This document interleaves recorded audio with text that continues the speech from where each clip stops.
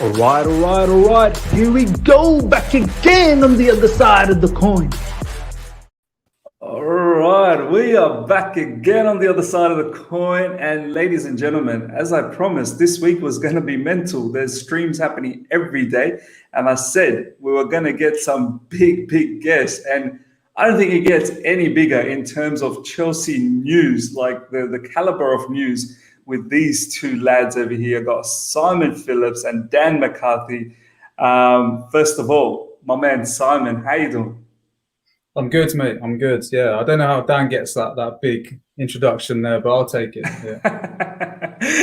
Dan just gets a nice ride along. That's what he gets. Dan, how you doing, my man?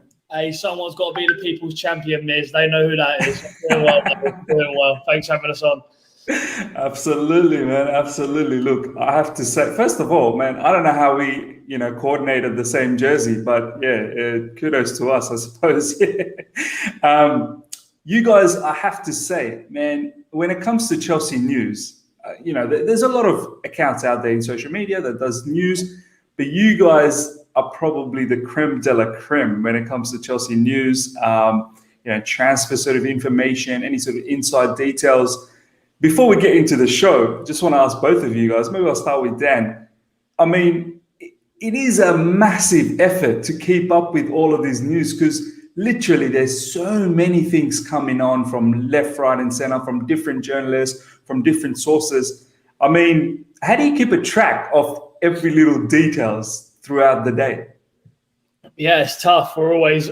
Me and Si are always on WhatsApp to each other saying, have you heard this? Have you seen this? And we try to be smart and, I'll follow certain players and certain sagas and he'll follow certain things. So we try and break it up as best we can, but it's definitely not easy. But again, it's not too much effort when you already have those connections, right? You already know those people. So you just kind of check in with them and make sure you keep things respectful. And as Simon will attest to, you hear a lot of things and there's a lot of things we get told, but it's just whether you can share them or not or when you can share them. And there's definitely been a few times where you get something and you don't share it and you're like, maybe you could have. But yeah, it's a lot. It's tedious. It's always checking in, but it's fun. Nah, amazing. Simon, I've always had massive respect on people that do this sort of work like the Chelsea news. I've tried ages ago to think, maybe I'll turn my account into a news account. Oh my God, within 24 hours, I gave up. I was like, nah, you know what? I just can't keep up. There's too many things to report. There's too many news that's flying around. And I quickly just reverted back to just being my own sort of self, my opinions and whatnot. So you've just mentioned off air that this has now become your full-time thing. So kudos to that, man. I envy people that can turn this into their full-time job because I can only imagine. I love doing streams. I love talking to people like you guys. I can only imagine had this just become my full-time thing. Wow, what a life that would be. So how does it feel, man, knowing that this is your full-time thing and you're not just talking Chelsea, you're actually living it, you're breathing it. It's a cliche, but it's literally my dream job, and I don't think that I would ever leave it. I would have no reason to leave doing what I'm doing now. And I know, like you were saying, a lot of people, and to get to where I am, like it took me a good sort of 8 to 10 years to get to where I am. Like I was working alongside it for most of, like until last summer, when I could finally pack it in and just do this as my main job. But it took a long time and a lot of hard work and a lot of walking around the supermarket or visiting my nan or whatever. And at the same time, checking the news, trying to post something. They're getting annoyed with me. My missus is getting annoyed with me, concentrate on what you're doing. But it's the kind of thing you have to do just to be there when the news comes through and put it out like as one of the first. No, you're right. I completely understand the missus getting annoyed, man, because I've had to grind. Like this YouTube channel where it is right now, I've had to hear so much from my family. Like, what are you doing? Do you know what I mean? Like, this is not the age for you to do this. You should be just relaxing now, like concentrate on your full-time job. And I said, look, I enjoy doing this. Like, would you rather me going outside and just doing some stupid stuff? Do you know what I mean? Like, I rather do this at home, have my concentration focused on something that I enjoy. So I completely get you, man. The grind is real.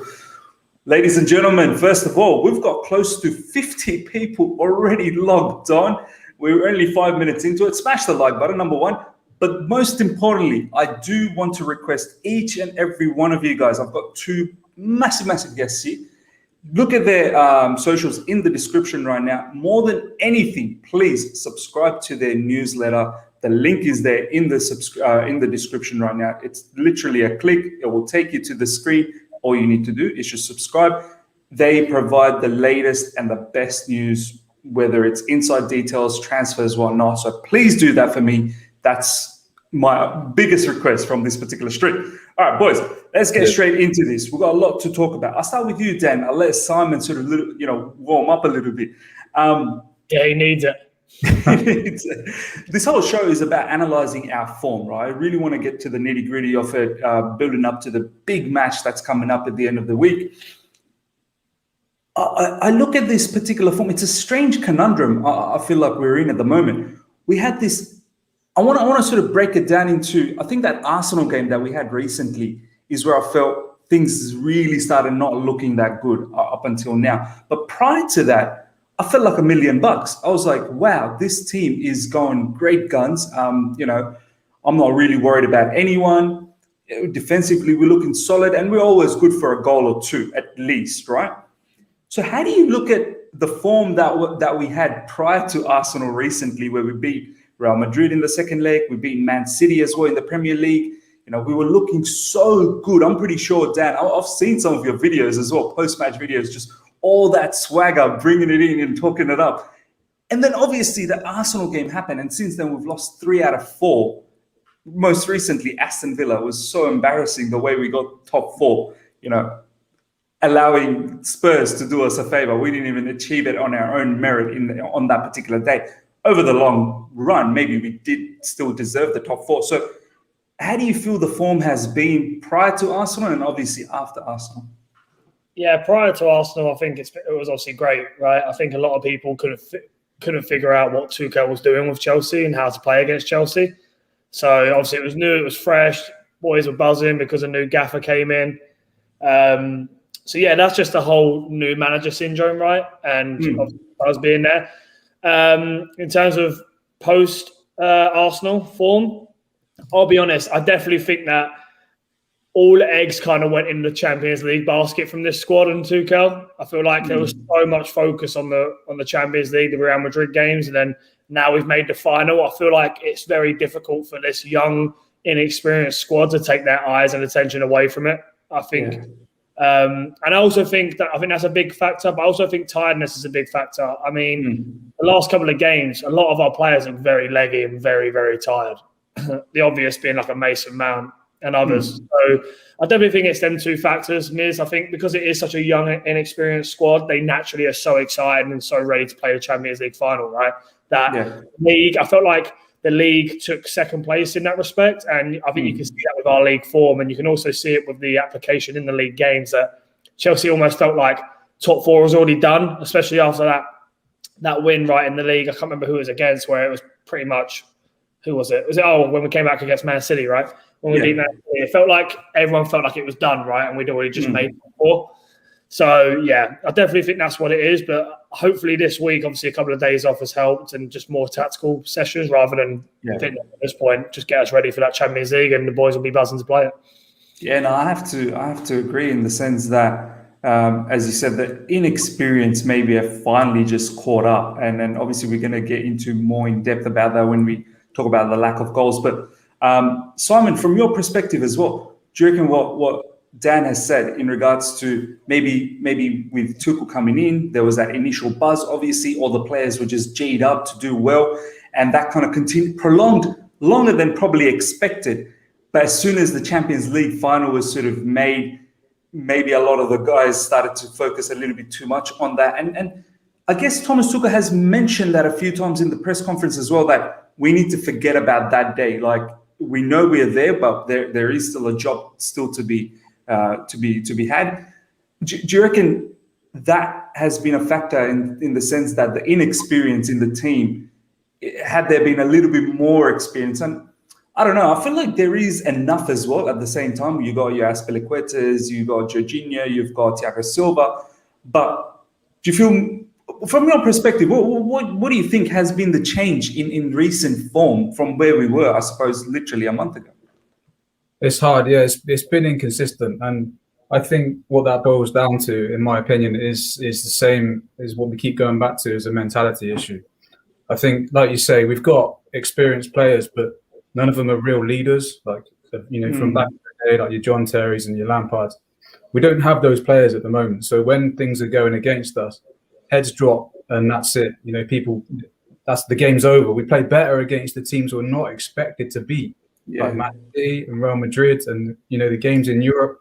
We weren't expected to win those, but we won, and none of us thought that was going to happen. But then games like West Brom, games like Arsenal were expected to win, and I think that's where the issue is. And to me, that's only got to be a mentality thing. They fall at an easy hurdle as such, when they should be going on and winning and taking the momentum. Like we should have the momentum from the Leicester game, which we won, then went and lost to Aston Villa. If we'd have won that and took that momentum from the 2 games into the Champions League final, we'd all be sat here a lot more confident right now. But and there is that issue, and it's been there for a long time. I think Tuchel has done quite well to change a lot of that. Like, he has brought in a good spirit in training and a good vibe, and the players have reacted to him well, and they all rate him as a coach. They're listening to him. They want to improve under him and work under him. So he's definitely brought that element. But as you both said, like, there is a lack of experience and a lack of leadership. But I think that will come. I think we'll start to see that a bit more next season. Yeah, no, I'm hoping as well. I mean, it's been maybe 4, 5, not even 5 months since Thomas Tuchel has taken over. So in time, hopefully next season, some of these players will mature a lot more under him. And then, the mentality thing that we've been talking about in recent times will definitely develop. The live chat is absolutely buzzing in regards to transfer news. Guys, hold your horses. We're going to get to that. I don't want to just ask these guys about transfers. I think they get bombarded enough throughout the day as to what's happening, but we will definitely talk about transfers. I do want to get a lot of their opinions, because it's interesting to know what the guys have on their mind as well, as opposed to just producing news and transfer news. I think it's always good to know what the boys are thinking as well inside their mind. Dan, let's talk about, I suppose, now we've talked about the form and how in recent times it's a little bit sour moving into the Champions League final. But as you said, maybe the week that we have, hopefully we can find the same application that we were sort of following prior to that Arsenal loss and leading up to this. And hopefully we the week that's leading up to the Champions League will allow for that. But the other thing that I want to talk about is, I don't think this one's form related at all. We've always seen this issue under Thomas Tuchel, which is the lack of goals. And here's another thing that I want to ask you, because there's a lot of different opinions that's been floating around in the social media. And I want to ask you, is the lack of goals, is it due to inexperience? Is it due to, I suppose, like the freak season that we're having? Or do you think is it maybe that perhaps these guys may not be good enough in that level, in the sense that to hit us 20 plus goals per season? How do you sort of look at it? Because we can't seem to buy a goal these days from our forwards. I think the last 5 games, there's been goal scorers: Jorginho, Rudiger, Alonso, Chilwell, and Ziyech. Like, all our strikers are playing hide and seek at the moment. So what's your take in regards to the lack of goals that we've seen? Miz, I think it's a few things, right? And I think that's why it hasn't been fixed, because it's not just one thing, and it's just not one simple fix. I think it's partly Thomas Tuchel's teams have never been known to be free-flowing, free goal-scoring teams, because he's so rigid in the structure and the tactical side of it, and building from a defensive solid foundation. So I think that's part of it. I think he relies on. Go away, I definitely think that Tuchel relies on individual brilliance more in the attacking third. He relied on Neymar and Mbappe right at PSG, and he relied on maybe Aubameyang before at Dortmund. So I think he's definitely relying on that. In answer to your other question, no, I think I think we're good enough. I think Timo Werner can still score 20 goals in the Premier League in due course, right? Havertz, a bit of a different goal scorer, but he could definitely chip in with a few more. I think the freak season absolutely plays a part, right? You've got to think that Timo Werner and Kai Havertz and Hakim Ziyech were all established players at their respective clubs, right? And now they've moved to a foreign country in arguably the worst possible time you can ever move to a foreign country, right? Yeah. So I know people don't like to see the human element behind it, and they just think they're humans or they think they're machines, but they are human beings, right? And if they're not settled off the field as much as they'd like to be, then they're not going to be settled on the field. So I definitely think that's part of it as well, Miz. And yeah, finally, inexperience, absolutely inexperience. You know, they haven't played at these levels, right? They haven't played at the intensity of the Premier League. So yeah, inexperience in terms of youth, of course, because I don't think any goal scorer is a complete goal scorer at 23, 24. Look at Harry Kane. You know, it is a youthful attack, right? Like it's a very young attack. Very, very. They're not established at scoring 20, 30 goals every year. I mean, Timo did it obviously last year in a couple of years, but Havertz hasn't. Ziyech isn't that player. Pulisic hasn't. They've never been consistent. Harry Kane took a long time to get to where he is. Lukaku took a long time to get to where he is. So, yeah, in answer to your question, Miz, it's not one thing. It's a culmination of a lot of things. But what I will say is I think with a pre-season under Tuchel, with a signing or two, hopefully, and just more time playing together and more adapting more to the Premier League in England, I think in due time we'll reap the rewards of the players, because we haven't just signed, youthful hopefuls. We've signed they're youthful, but they're good football players and they're established football players, and they will come good eventually, I'm sure. No, 100%. Simon, do you reckon that's probably that patience? I see a lot of people already saying, axe this player, get rid of that player. We've had enough. And I feel like saying some of these players, like Havertz, is younger than Mason Mount. Like we talk about Mason Mount being so young already, and Havertz is even younger. Then you have Callum, who's probably even younger than all of these guys. Timo Werner is not that old either. I think he's 24, 25, something like that. So I wouldn't say he's absolutely in his prime yet. You look at someone like Lukaku, who's probably reached his prime at the moment, being at that 28 years of age. Ziyech is one that we can sort of pencil down and say, yeah, he's probably at his prime. But then again, he's moved into a new country, new situation. As Dan has said, we're in a bit of a freak situation in world football at the moment with the pandemic and whatnot. All of these players leaving their family, being in the lockdown.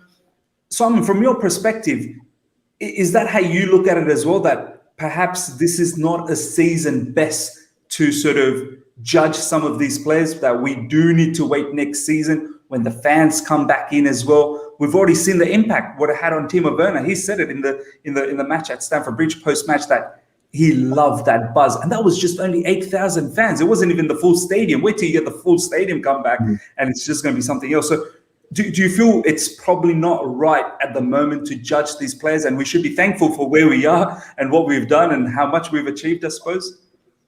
Yeah, as a fan, you're always going to have that element of a lack of patience. We all do it, we all watch the game and we react straight away. Werner's not good enough, Ziyech's not good enough, this, that, and the other. It's as a fan, it's natural to do that. But I think once you sit back and you look at it as you just explained it, then that's the only way we can look at it. It's different. Football's been different this season. A lot of these guys, it's their first season. It's their first season in a foreign country.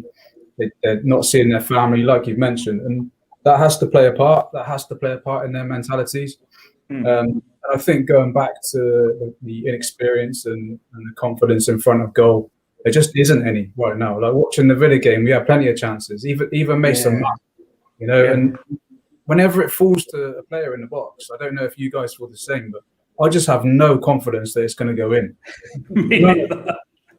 And I don't remember that, like supporting Chelsea and having that feeling before, But I think we always had a talisman, and we don't have that right now.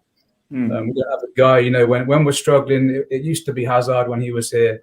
We thought Pulisic might be the guy to come in and give us that, and he does on occasions, but not consistently enough.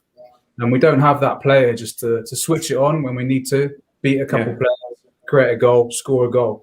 And we don't have that at the moment. And I think that's why the board, they know this, and that's why they're going to go all out for a new striker in the summer.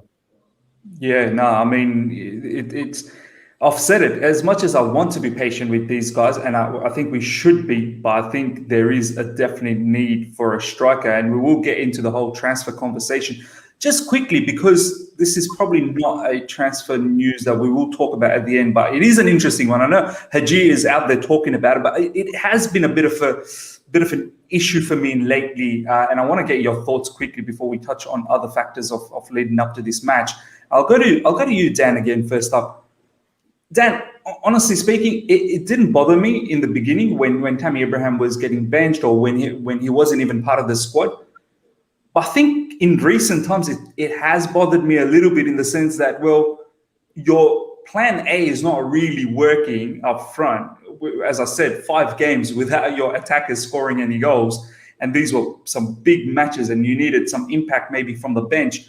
And then you see someone like Giroud get minutes and he's literally providing nothing at the moment, whether it's just, I suppose, I don't know, age finally kicking in, or he's just not match fit because he's not playing that many matches regularly enough.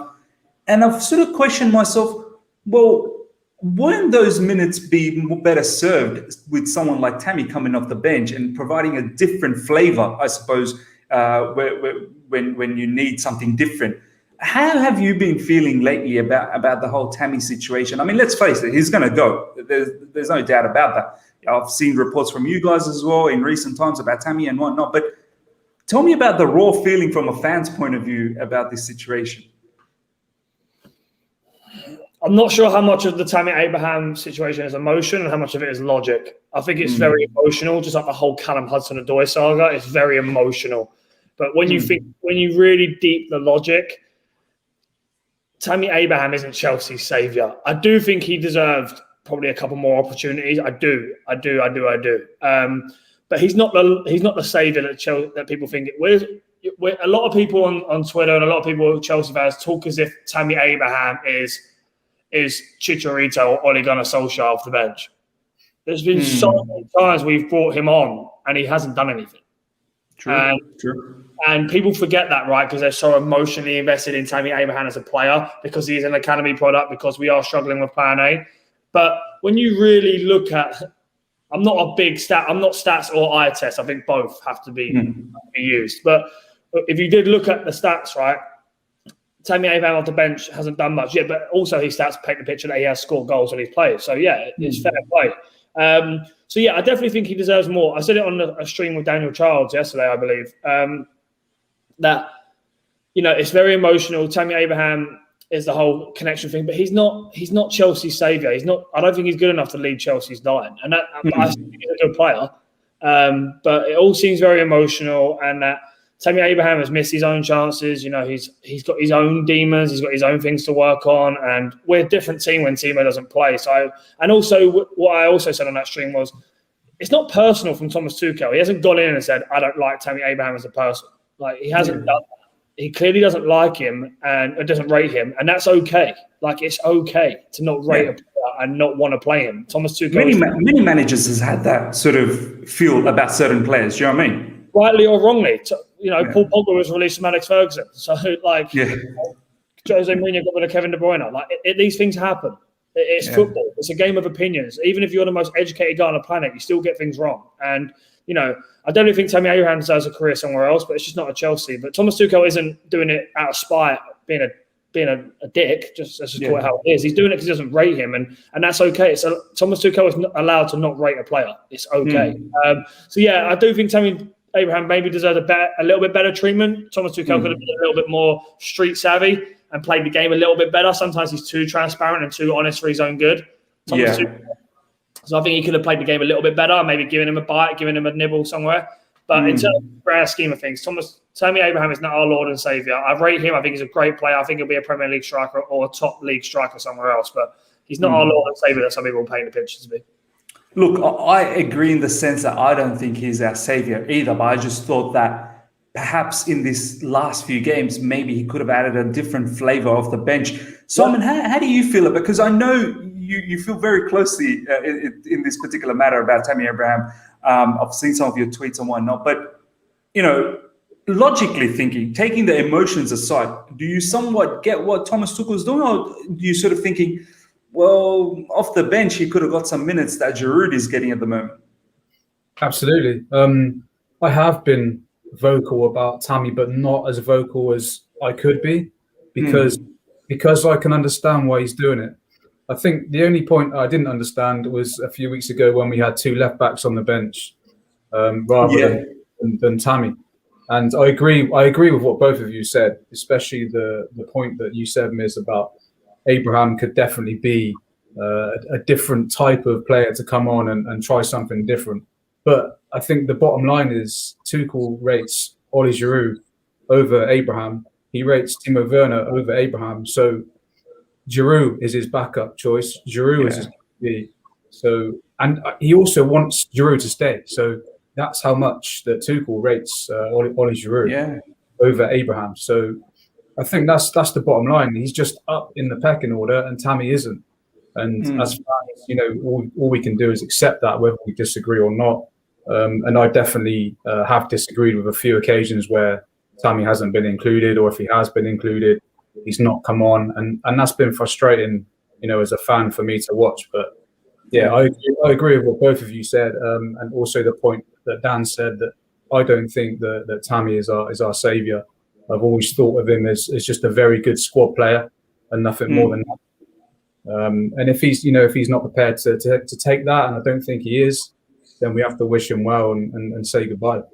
No, 100%. I think this comment here from Declare. Thank you so much, by the way, Declare, for this comment. He rates Havertz as a striker over Tammy too. So that's another added thing on top of all the things that you boys have already mentioned. And when you look at that, it really becomes very difficult for Tammy to even feature in the team. So I guess it is what it is at the moment. I just wanted to know how you boys felt about it.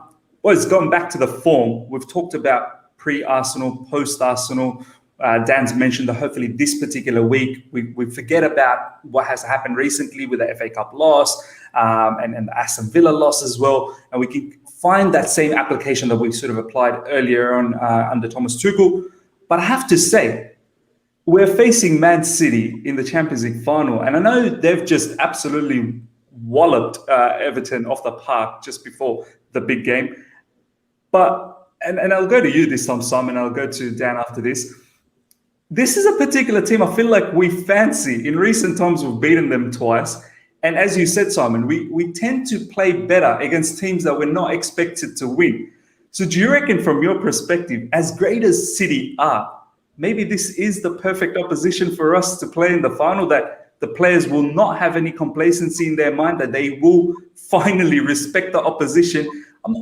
I don't know if they didn't respect it, but I think they just felt that, we're just going to rock up against some of these teams and we're going to win. And it didn't happen like that, right? But I feel like with Man City, there is a genuine sort of feel that, no, these guys are monsters. We better be on our game and we better be focused. And I feel like that kind of works for us. How are you feeling moving into this particular big match, on Saturday? 100%. We're the underdogs. There's no pressure on us. So already, that to me, that works in our advantage because of how our players are and how they react to that. So when they go out and they're expected to win a game, you can literally see them sometimes shaking with nerves. And when they're not expected to win a game, the pressure's off. They win it, like they've done, like I said earlier, against Man City, and then in Europe to beat Real Madrid. If we were playing a lesser team on Saturday, I'd be less confident of getting something.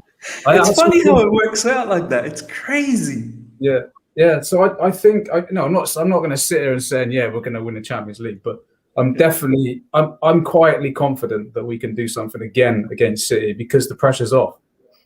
Yeah, no, fair point.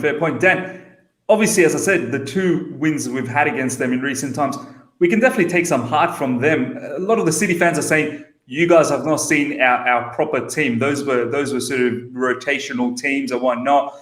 I have to say to that, it's not like it's a secret what the proper team is for Man City. It's not like Thomas Tuchel hasn't seen Man City's proper team. At the end of the day, I think we can all sort of assume what's going to be their front line. It'd probably be Mahrez, Kevin De Bruyne, Phil Foden. In the middle is probably going to be Gundogan, Fernandinho. So it's not like we don't know.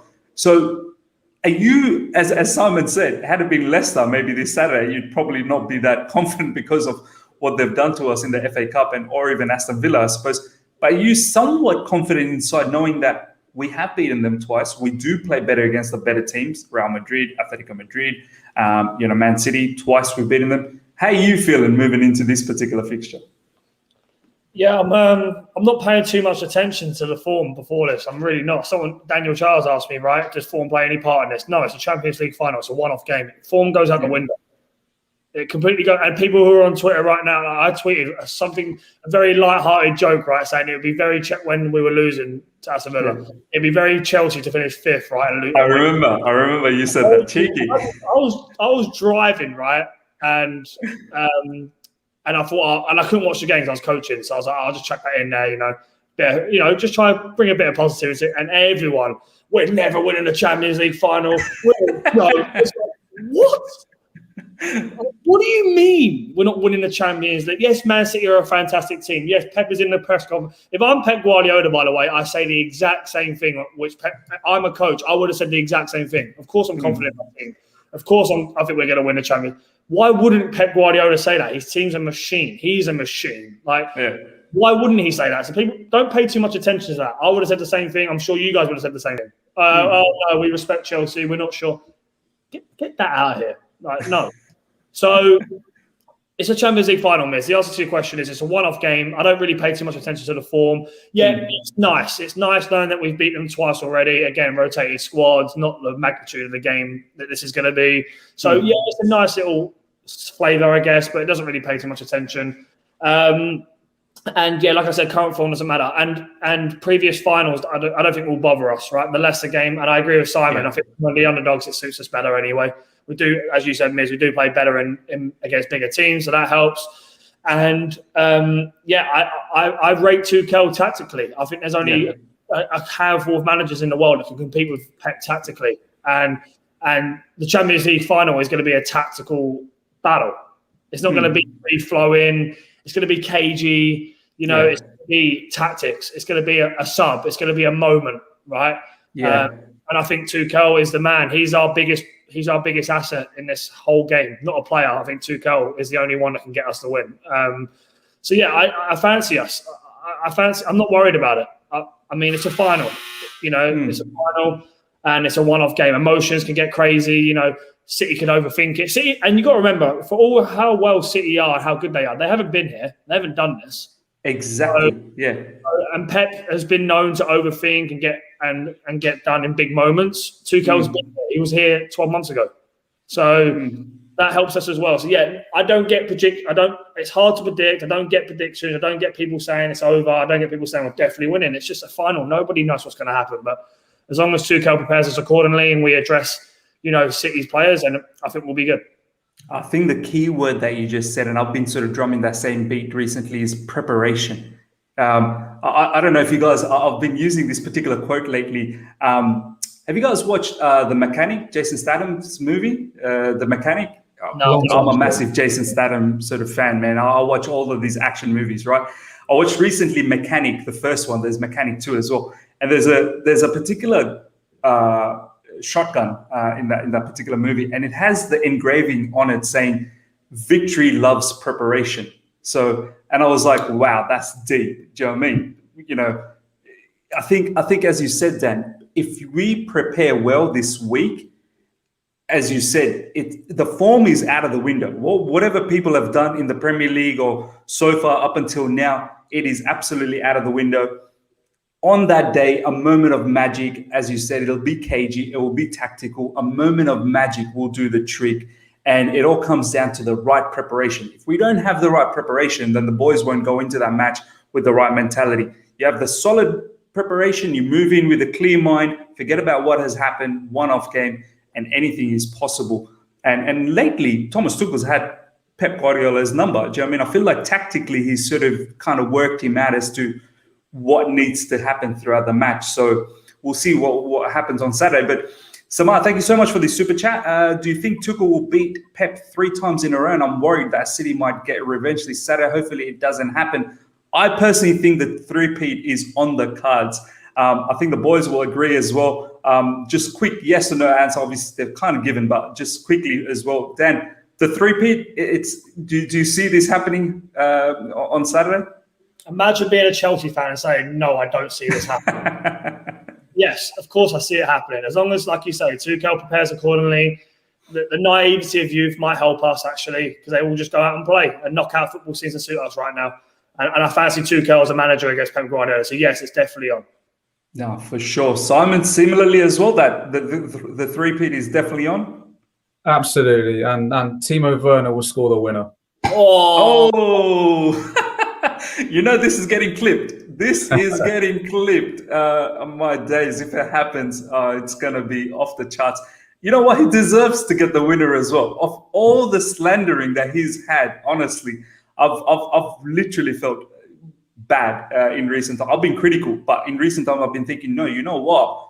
There's a lot of things he brings to the game that doesn't get appreciated enough, and I hope he gets the winner. It's just going to be unbelievable. I think he's going to be massive in this final, and I'll tell you why. Because I think Chelsea are going to play a system in a way that is similar to Liverpool away, where we I don't think we should try and match City for possession. We can't. We're not as good as them. We're good on the ball, but not as good as them, and we can't match them up player for player, right? But I think if Chelsea do play that system of sitting back a little bit and hitting like we did against Liverpool, Timo Werner is going to be massive. Yeah. And the big question, I'm sure we'll get to team news later, but the big question is he going to put Havertz up there with him again or not? Yeah. That will be interesting. I would actually have Havertz. I feel like it should be Mason Mount, Timo Werner, and Havertz, but we'll get your thoughts right at the end quickly on it. Ladies and gentlemen, that wraps us the first segment. We do want to talk a little bit about the transfers because these boys are specialized in that department. So I want to get their thoughts on it. We've got almost 150 people live right now. First of all, smash the like button. Helps the channel out a lot. Helps the video to get that sort of exposure out there. But most importantly, as I've said, 150 of you guys. The biggest thing that I want from you guys is today, there's a link in the description for the boys with their newsletter. Please go out there and subscribe. The Simon and Dan, I was going to say Simon and Dan Phillips. The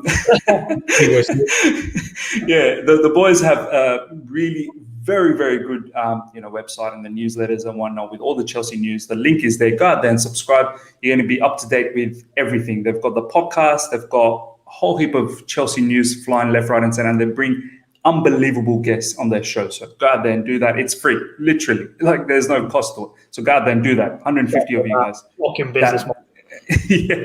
Go out there and do that. Boys, I do have to talk about some transfer news. I'll go to you first up, Dan.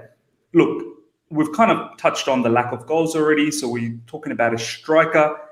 How likely is it? I said to myself that if it's not Lukaku, Haaland, or Kane, I'm not really interested about any striker because I don't want another one of those, secondary strikers. We might as well then just keep Tammy Abraham or Oliver Giroud and just, roll the dice with Havertz next season and the odd game here and there where Timo Werner can play in the middle.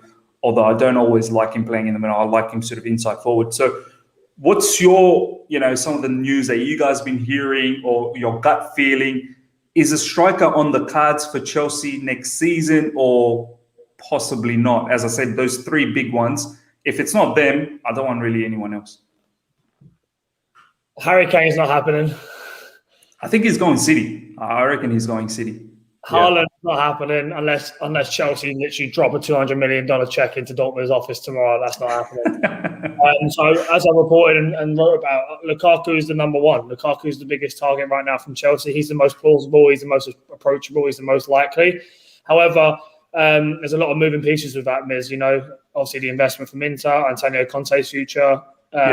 And Lukaku won't force a move. He won't be banging the door down saying, I want to go to Chelsea. If an offer comes in, he'll come to Chelsea 100%. He feels like he's got a point and he likes the Premier League. But yeah, Chelsea will need to be uber aggressive in that approach. If they're going to get him, they're going to have to be very aggressive, just like they were with Timo Werner, right? They dropped whatever they had to do and they got him. They'll have to be very aggressive to get him. What I will say is the more I hear and the more I think about it and the more I've been told, I think centre-back and centre-mid and holding mid could be more of a priority as the weeks go on because they're more of Tuchel's priorities because of the system, the potential changing system. How important a DM would be if we go to a back four. That's another something very important to a back four. So I do think we'll hear more rumours and see more rumours of centre backs and centre mids because of that. Yeah. However, I know and we know that Chelsea's board and Chelsea do highlight still a number 9 as very, very important in their future. So I think Lukaku is the biggest one. I'd be very upset if we kind of just settled for a second place or a second choice. I think Chelsea need that right now. Yeah. So I if you're going to, but however, to kind of summarize, if we're going to get a striker, we're going to need to go big, and we're going to need to go very, very aggressive. No, fair point. That's how I feel as well. It is an interesting take that you've just mentioned that maybe the priority is a DM due to the change of formation, and that might be Tuchel's big factor. Many people don't see it that way. That, as you said, Dan, 3 at the back may not be the case next season, and we do need to see if we do switch to a 4-3-3 or 4-2-3-1, whatever.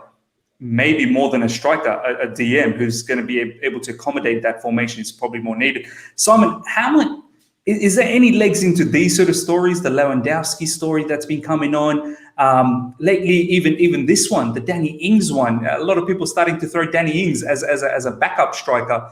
Are there any legs to these news, or this is just for the sake of content, I suppose? I've not heard the Danny Ings one. I don't know where that's come from. Has that just been like a fan opinion? I think that's fan-driven. That's fan-driven. Right, okay. I mean, the Lewandowski links, they came from Sky Germany last week, and they said that we'd actually started contact with his agent. But obviously, anyone who listened to the podcast last week, Dan shut that down straight away, said, "Nothing, it's not happening. There's nothing in it. Probably just agent talk." So, and I agree with him. That's not going to happen. Yeah, I can't imagine how Lewandowski leaves Bayern Munich. I mean, it just doesn't make sense for him to leave Bayern Munich now and then go to Chelsea. I think he's still got a couple of seasons left in Bayern Munich, and I just see someone like him probably finishing off his career, maybe MLS or whatnot. I think he's 31 at the moment, so by the time he finishes up, he'll just be too old. Declare, thank you so much for the super chat. Come on, Miz, throw my man Luka Jovic in the mix. I don't even know where this brother is, to be honest. Where is Luka Jovic these days? He was in Real Madrid, but someone said that he's back at Stuttgart or wherever he was. Alone. Frankfurt. Yeah. There's no shout for this. By the way, boys, do you remember when the Chelsea fan base was mental for this particular player? Where I remember when the Chelsea fan base were mad for Piatek. Remember Piatek? Yeah. Oh my! Where is Piatek? The whole what was his celebration? The gun celebration. Yeah. Danny Ings is not the answer either. There's a reason that he went to a big club and went back down to he's a good forward, scores goals, right? But he is not Chelsea caliber. Starting Chelsea, no. Exactly. All of these players, Piatek, Luka Jovic. Wait, sorry to interrupt this, but look at that last message on the chat right now. That's the man. That's the man we need. Shout out to Ryan. Fernando Torres just announced that he's coming out of retirement. Oh my days. I mean, he does have a monster of a body now. I'm not sure how mobile he's going to be, but yeah. Target man. Get my man back. Target man. All right, boys, on to the next one. I'm very keen on this one. If we don't sort of land a striker, Jadon Sancho, right? I've seen some of the Liverpool fans be very, very positive about this news. They think they're going to land Jadon Sancho, possibly a long-term sort of replacement for Mo Salah or Sadio Mane down the track. Obviously, you guys have reported it as well, and many other publications have reported that the interest is back on. I'll go to you this time, Simon. One, from a fan's perspective and logically thinking, is Jadon Sancho a true requirement for us? Logically thinking, in the sense of, we don't want our opposition to get this particular player. Maybe we can let go of one of our wingers and ensure we get this one. So from that perspective, is it a logical one? And also, is it something that's probable? Is there actual legs to this particular story? Chelsea are definitely interested in Sancho. They have been for time, but obviously it's gone on and off, and he's definitely not a priority for Chelsea this summer. But that could change. That could easily change. Depends on what happens with Ziyech and Pulisic, Hudson-Odoi. If anything happens with those three from now until the end of the summer, then you could see Chelsea going back in for Sancho. But at the moment, he's definitely not a priority. We've got striker ahead of him, you've got DM ahead of him, and you've got a centre-back. Those are our three main priorities. So at the moment, they won't be looking at wingers as things stand. So, but in terms of legs, if Chelsea are interested in Sancho, yes, they are. If you want to call that legs, then fair enough. But that's as far as it's gone at the moment. From your perspective as well, Dan, is Sancho someone you prioritize now? I know that name sounds amazing. He's fantastic. He's the future. How would you feel if he does go to an opposition club like, let's say, Liverpool or Man United or Man City? I don't know. Are you happy with what we have, the caliber of player that we have? From that sense, how do you feel about the whole Sancho situation? I mean, he's a fantastic player. He would come to Chelsea in a heartbeat. Chelsea would have always liked him, and I'd love him at our club. Right? If you said to me it's going to be controversial, you're probably going to clip this and put it on Twitter. If you told me I'll do tomorrow and get Sancho in, I'll do that in a heartbeat. Not a problem. I'll do it in a heartbeat. So, yeah, I would like Sancho at our club, right? But at the expense, do we need him? No. Is he a priority right now for Chelsea? No. And would I take him over a number 9? No. So I know that's kind of contradicting in a way, but the answer to your question is do I like Sancho? Would I like him at Chelsea? Yes. Is he a priority for us? And would I be that overly bothered if he went to a direct rival? No. Yeah, it is. The only factor about the Sancho thing is what you boys have mentioned. He's a caliber of player that you want in your team. You don't want your opposition to take that level off of talent, but at the same time, it's not really the priority. Do you know what I mean? Like, we need a number 9, a proper striker, and the focus is definitely Lukaku. Last one, before we wrap things up, Simon. Obviously, the defensive midfield, which has been a heavily talked sort of conversation in social media. Jorginho, Kovacic, Kante, fans never seem to be always happy with whatever combination you throw in. They'll tell you before the match, yeah, Kovacic and Jorginho, and then the match starts and something goes wrong. I told you that's not the combination that we go through. It should have been Kante and Kovacic, or it should have been Kante and Jorginho, and then they play. And I told you, so on and so forth. So it's like we're never, ever happy with whatever happens there.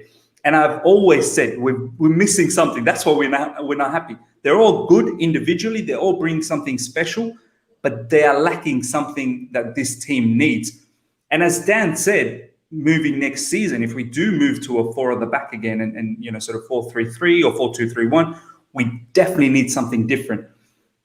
The whole news about Declan Rice has sort of floated in again. Now apparently Thomas Tuchel is a bit of a fan of Declan Rice, and the fan base again sort of split. As soon as you talk about Declan Rice, they think you're having a dig at Jorginho.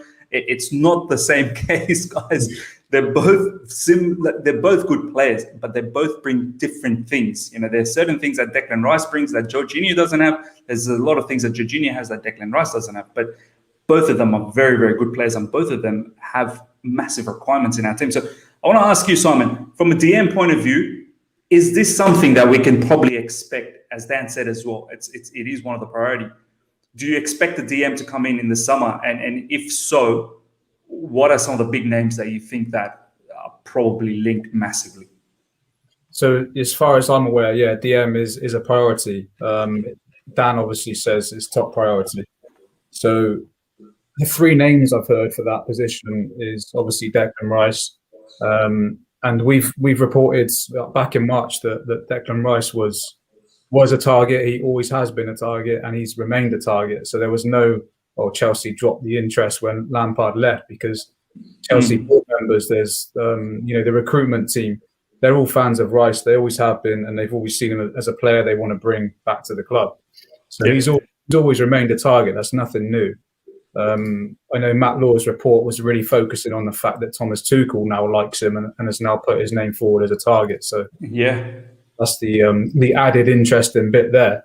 So I think definitely keep an eye on that situation. There's a lot of ifs and buts. West Ham obviously don't want to sell him. I'll let Dan talk about Rice a bit more in a minute, because he did the video on him yesterday. But there's a lot of different circumstances with Rice as to whether we get him or not this summer. But it's definitely one to keep an eye on. And then obviously you've got Tchouaméni from the French guy, and also Boubacar Kamara from Marseille. Those are the other 2 names that I know about for DM. And the thing to think about there is Tuchel quite wants his DM to be able to play as a centre back as well, if needed, to be able to drop back in and interchange formations depending on whether we're attacking or defending. So he wants his DM to be comfortable dropping back into the back line. So Kamara is an interesting shout there because he plays both of them, and obviously Declan Rice does as well. So those are the three names that we've got at the moment that are the main targets that Tommy Tuchel's looking at. It's interesting how you said that defensive midfielder to be able to drop in between, in defense. And it kind of makes sense if we do go with the four at the back. Maybe you want the two centre backs to sort of go wide a little bit, and the defensive midfielder kind of becomes an auxiliary sort of centre back, and allows for that same philosophy of having more attackers, the five attackers up front, or more than five attackers, and still be defensively solid with three at the back. Dan, going to you. I mean, as you've already mentioned, DM is the priority. Which one has the most legsy? I really find it so difficult to pronounce this player's name, Tchouameni or Tchouameni, however you pronounce it. Declan Rice and now Boubacar Kamara. Which one has the biggest legs in terms of, being the probable sort of one, I suppose? Who's the most probable? That's the question. Yeah. I'd say the guy from Monaco, Tchouameni, right now. If I had to bet, just because we've done a lot of scouting in France, I was a big fan of that. We know Tuchel likes him. He's affordable, right? I think if you gave a blank check, if Chelsea had a blank check, or you could sign in at a free, Chelsea would sign Declan Rice 100%. Yeah. I think he would be the priority in terms of which one. If we could get them all, who would we go for? I think we'd go for Declan Rice, but Declan Rice is also at West Ham, going to cost a load of money. They have concerns about re-signing. It's not that big. What about the player plus cash sort of situation with West Ham? Because the thing I don't like about Tchouameni is that's another youngster. Like, as great as he is, I don't want another one of these youngsters. Do you know what I mean? Like, the team doesn't need more youngsters. Exactly what I said. And it feels very FIFA mode, career mode, right? That we're just signing all these, and then we're going to have to wait 5 years, right, to see actually how good our team is. And we haven't got 5 years. We can't do that. Chelsea Football Club won't do that. Not the way we're run. With that said, Declan Rice, obviously everyone knows I like Declan Rice. Everyone knows I want to sign Declan Rice. And in terms of the cash deal, it's difficult, Miz. Them cash deals and swap deals, they're not common in football anymore for a reason. Yeah. Everyone made that big deal about Robin van Persie and Mkhitaryan and Sanchez one. They're just not that common anymore. There's a reason for that. I mean, there's obvious interest from West Ham for Tammy Abraham, right? But as David Moyes said, he's so expensive that they can't afford him, right? And it's the same with Chelsea. Chelsea won't pay 90 million for Declan Rice. So will there be compromise? Chelsea will try and get compromise. I'm sure Chelsea will try 2 or 3 different avenues, right, to get Declan Rice in terms of, can we offer this player? Can we offer this much? But West Ham hold all the power. West Ham just made Europe, right? Declan Rice is never going to... I know people have asked me if he's going to do this. He's not going to knock the door down and demand to go to Chelsea. He's not going to do that. He's happy at West Ham. He likes playing for West Ham. He's the captain of West Ham. They're in Europe now. So he's happy. He's excited. And, of course, it's his dream. I'm sure. I know it's his dream to come back to Chelsea and play for Chelsea. Of course it is. But he's not going to be disrespectful or hand in transfer requests to do that. He won't. I can guarantee you that now. You can clip it and put it on there. He's not going to do that. So with that said, Chelsea will need to make a big offer. And did Chelsea want to do that? You can't make a big offer for Lukaku. You can't make a big offer for Declan Rice. You can't make a big offer for Jose Jimenez, who won't come, but hypothetical. Got to prioritise somewhere, right? Something's got to give. So, I think Tchouameni is the flavour of the month right now, as I say. And he could be liable just because he'll be cheaper. Chelsea will have to back Tuchel's faith that he can develop him and make him a good player. You have to back Tuchel. He's shown that he deserves to be backed. But I think if Chelsea and everybody had their right way and had their number one choice, they would go for Declan Rice. But it's just such a hard deal to do. I completely understand. Why would West Ham want to let go of their captain? And as you said, they're in Europe. They're in an upward trajectory. Depending on what happens next season with the added flavour of Europe, let's see what David Moyes does then with more games.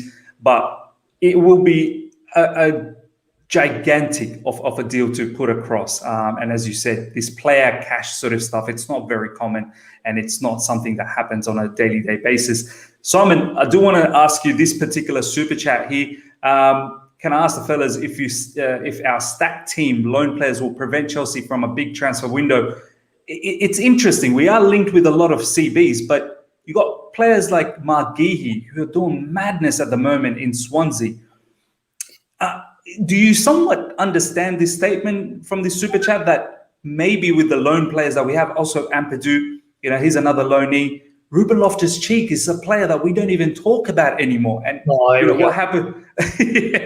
What happens to that situation? Do you know what I mean? He could probably fit into the midfield, and then I don't know whether he deserves at least some sort of look in the preseason. So how do you feel with? I feel like there is some substance to this particular comment that we've got a lot of talent in the loan pool as well. So would that sort of bother the transfer market one bit from Chelsea's point of view? Yeah, I think what this chap's getting at there is our stacked squad going to stop us buying players? And yeah, it absolutely will. Like we saw last summer, Chelsea were going for Declan Rice, for example, and they would have probably put a bid in at the very least if we'd have sold Jorginho. But no offer came in for Jorginho. Lampard wanted to sell Jorginho and he wanted Declan Rice in. Didn't happen because we couldn't sell Jorginho. So that question is absolutely valid and it's correct. Like, we do have to move players on if we need to sign for money reasons and for room in the squad as well. So, but yeah, like what you said there, loan players, like considering coming in, you've got loads of them. You've got two centre backs, Ampadu and Guhe, that could both come back in and play and do a job. I mean, especially Guhe, he's a lot of people rate him highly in the club. Yeah, and he's already a fan favourite. So. There's lots of, do we need a centre back? There is that discussion. But as I've said plenty of times, I think this squad to be able to challenge the likes of Man City next season, they need an elite spine. They need 2 or 3 players, elite level players to come in and just give us that extra quality in the middle of the park where we need it to pull us closer to the likes of Man City next season. So I think we need to go big. No, you're right, Simon. I've been, as I said, I've been hearing and listening to some Liverpool stuff, and these guys, you probably would have noticed it in social media, they're buzzing that they pipped us to the 3rd position. They were sort of saying, look where we were, and look at the season that we had in terms of the injuries. They literally played with their 6th and 7th ranked CBs, and they still got to 3rd. And these guys are buzzing that their owners, are actually going to back the manager Jurgen Klopp with a lot of cash this summer, and they're going to bolster. And they're already buzzing that if we're going to come 3rd in the Premier League on a season where we were devastated, wait till we start putting money and Van Dijk comes back into the mix. So, Simon, you're right, man. Like, we need elite spine in this team to ensure that City and Liverpool don't run away again next season. We can't let them run away. We cannot have a 3rd season where we're so miles away from them to even challenge. So completely understand that. Simon, go on. All true, Miz. But tell me who finished 3rd 4 years ago. Chelsea. Well, I don't know. No one knows because nobody knows. Yeah, nobody cares. Who came 2nd? Who came 3rd? No one cares. And number 2, you can argue that about every team in the Premier League, right? Oh, Chelsea, how did we come 4th when we had apparently an incompetent manager for the first 6 months, right? We were 9-year-old manager took over, and we've tried to implement 6 new starting players. You could do that all day long, man. No one cares about 3rd place. Let's just win the league. No one cares about 3rd and 4th. I love it. Any Liverpool fans in the live chat, no one really cares about your 3rd place. You can talk it up as much as you want, honestly. Simon, what about this one? Thank you so much, Alex, for the super chat once again. Watch out for Charlie Masunda. There's a lot of clips coming out for Charlie Masunda. Like, I thought this was over. Is this over, or there's a shout out for this particular player? He's been a hopeless romantic like he always is. It's over. You haven't seen the clip today, right? I have. I actually have. He looked pretty good in the training. Yeah. Training with Chelsea. He's coming back. Don't write him off yet. Here we go, Dad. He's coming back. Money on it. Gone. Not playing with Chelsea. Can you imagine, though? Can you imagine this will be, if he did manage to come back? This.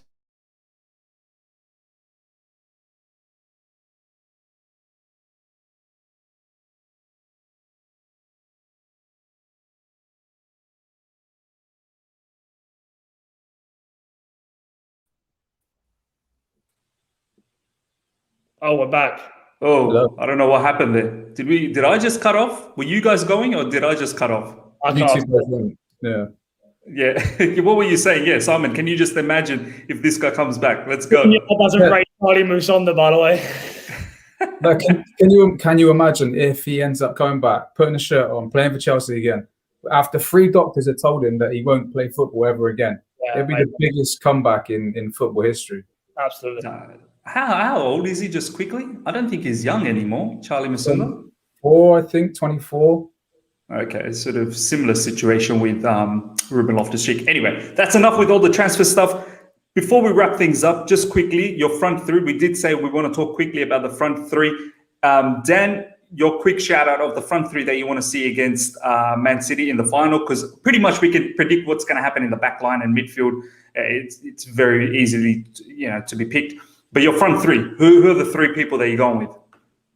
Mason, Kai Havertz, Timo Werner. Pulisic off the bench. That's my one. I'll lock that in as well. Simon, your thoughts? Same. Yeah, no, same front three. I don't think you can go with anyone else on Saturday. You can. I don't. Yeah, I get what you're saying, Si. You're spot on, mate. But I was talking to someone about it.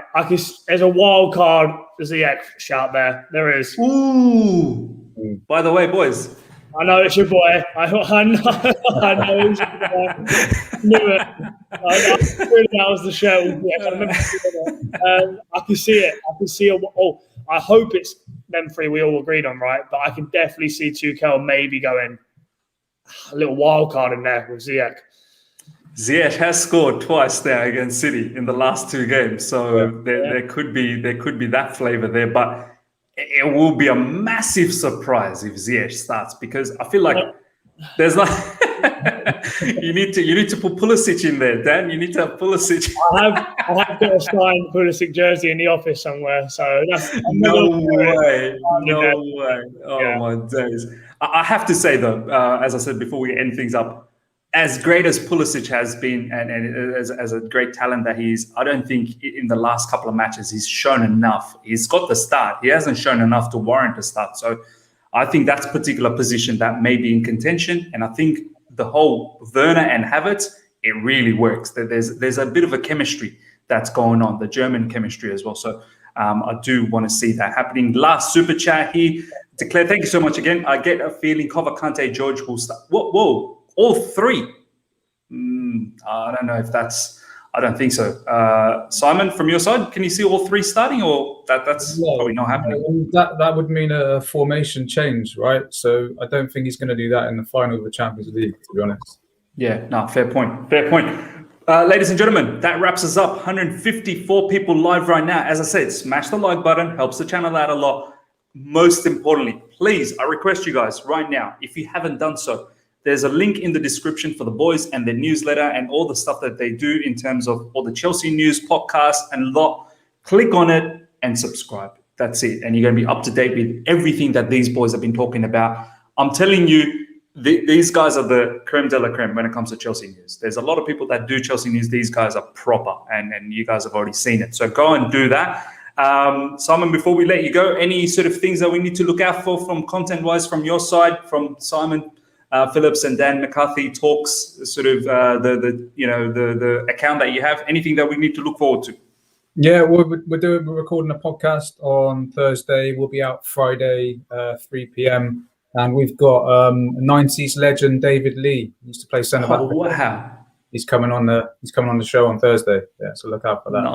Nice. You guys are buzzing. Dan, my man, any videos? I'm starting to like these videos, man. I wake up in the morning and I'm like, here we go, Dan McCarthy talking again. Let me hear him up. What's going on? Any videos coming out?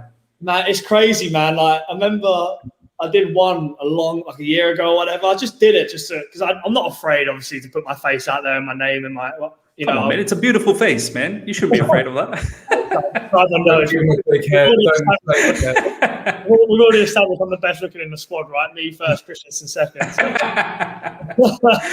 No, I didn't, and then I didn't do them for a long time, right? And it's crazy, Miz, how many messages and people, hey, when are you doing it? And it's like, do you actually like them? Like, people actually like the videos and want the videos. So, I'll be probably doing a few more of those. And yeah, there'll be another one out this week, I'm sure. What it's going to be on, whether it will be Lukaku, Sancho, or even the Champions League final, we'll see. If we get any big names, it'll be that. But yeah, I'm sure there'll be a video out this week, and then and then obviously the podcast, as we said, maybe an article as well with a little Champions League prep and unfortunately for the game, I'm not sure how active I'll be because I'll be coaching at a tournament sponsored by Man City. So not looking forward to that.